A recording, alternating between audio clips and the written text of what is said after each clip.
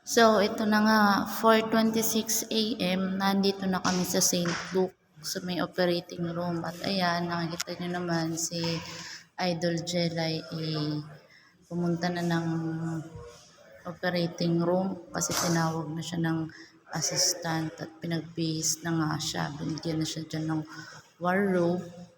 Nung, yun, para na siyang nakaduster.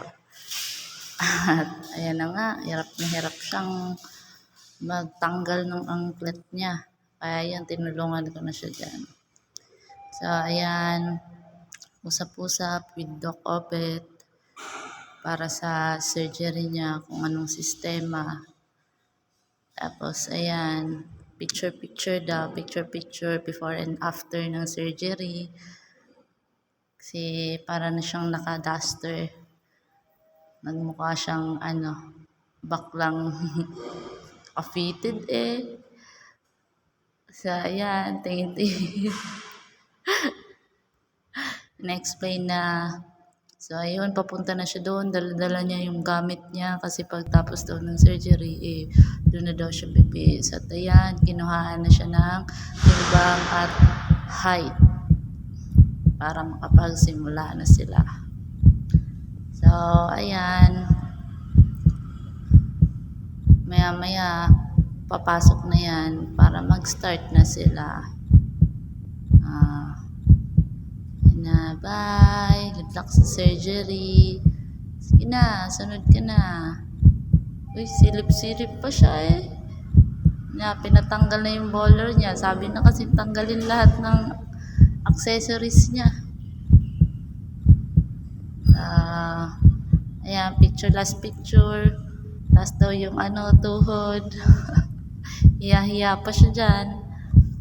Yan, pumunta na siya doon. Pagkatapos niyan, nag-aantay na ako sa labas, sinaraduhan na yung pintuan kasi bawal naman pumasok doon. So, antay-antay na lang dito, sobrang boring. Mga 5:30 na yan ng umaga. Yan, boring na ang ate mo. Yan. Kasi mag-isa lang ako dyan, wala man lang kakwentuhan, wala man lang kaanuhan, ka-chat-chat, wala. Kaya tamang upo-upo lang, sobrang antok na ako dyan. Yan, kasi mag-isa lang ako dyan, no. Kasi kami pa lang yung tao dito. As in, wala pang tao. Mga 5:30 na kasi yan, ng umaga. Antay-antay, nakakatakot nga dyan kasi marami akong naririnig na kung ano-ano. Alam mo naman, takot ako sa hospital. Ayan, binuksan nilang pintuan kasi tinawag nila ako. Kasi may sinabi sila tungkol kay Jill about sa ganto ganyan. Yun, tagal-tagal talaga. Tapos akala ko naman babalikan ako, kaya yun, nahiga na ako sa upuan kasi hindi ko na talaga kaya yung antok. Antok na talaga ako. Kita mo naman ang eye bag ko dyan, oh. Ayun na. Tapos mga alas 9 lagpas na to. Ayan na si Doc Obet dumating na kasi magsasettle na siya ng payment ng billing. At ayan, kumain na kami ng breakfast, diretso lunch. So, nag-Jollibee nga ako, tapos si Doc Obet ay Chowking. Ayan na, yung binibihisan ko na siya niyan kasi tapos na yung surgery niya, tinawag na ako para bihisan siya. Siyempre, hindi man siya makakagalaw dyan, kaya wala, todo tulong. Todo tulong ang lola mo. Yan. At yan ngang tsinelas na yan na hinubad ko sa kanya, ipinabaon pa yan sa kanya ng nurse niya. Kasi nga daw, remembrance. Tapos alam niyo ba guys, yung nurse dyan, kamukha niya si Idol Moto. Apakaganda at apakabait pa.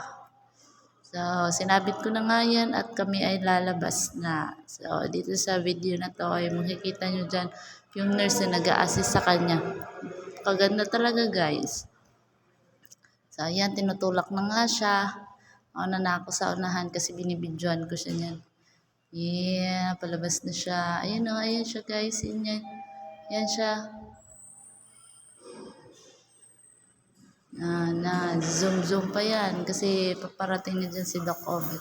Hiya-hiya pa nga siya dyan eh kasi ayan, nakita niya yan si ate. Yan po yung nagbayad ng ng surgery niya, sponsor. Shoutout sa ate. Hindi ko daw aram. Siguro ibubuk ka na lang ng grab. Nurse din kasi nurse din. Napakaganda. Kapait pa niyan. Tapos yan. Ni-instructionan kung paano gagawin yun sa kanya, kung paano lilinisan, kung paano papalitan ng bandage. Ayan, tamang usap-usap lang sila dyan.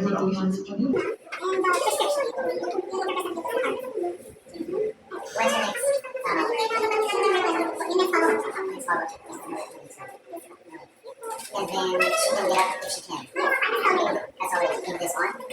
So after November 22, then that's when we can get or no instructions on that. Anytime now, between now and the 27th. So you can start bending.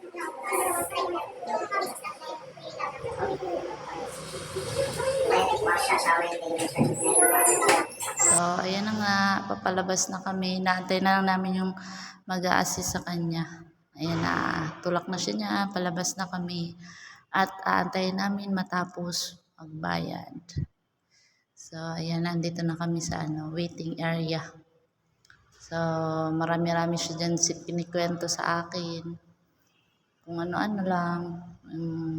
Sa pagtulog sa kanya ng anesthesia. Kasi nga raw gising siya. Hanggang sa nakatulog na lang siya. What did they say? Yung tone is parang balik na daw. Because I asked at 9 o'clock. Tuntuhan They daw didn't give lang. an answer till 1 o'clock. He said, the nurse.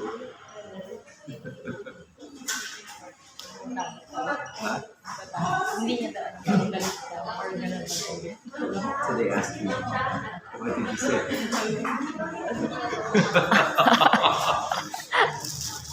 Did you feel the shot in the back? Not yet. Came through. Ayoko na eh. Sabi ko kailan pumunta tapos yung anesthesia. Ayaw kasing nanggalin ang face mask. Ang hina ng bolts niya. Kakandabulungan tuloy sila. Hindi ko na nabili lang. Nahiya siya eh. Ayaw yung tanggalin yung face mask niya. Ay, pampatuloy. Ayan, kinaganta niya dyan yung anesthesia. Nakikiliti daw kasi siya.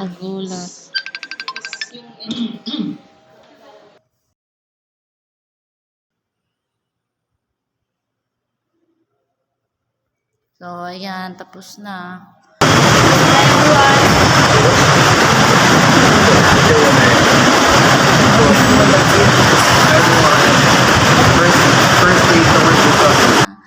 Para sa mga fans ni Idol Jelay, tamang kwentuhan lang. So, that's all. Ending na. So, tagal namin nag-antay dito. Sobra, dito kami sa labas ng St. Luke.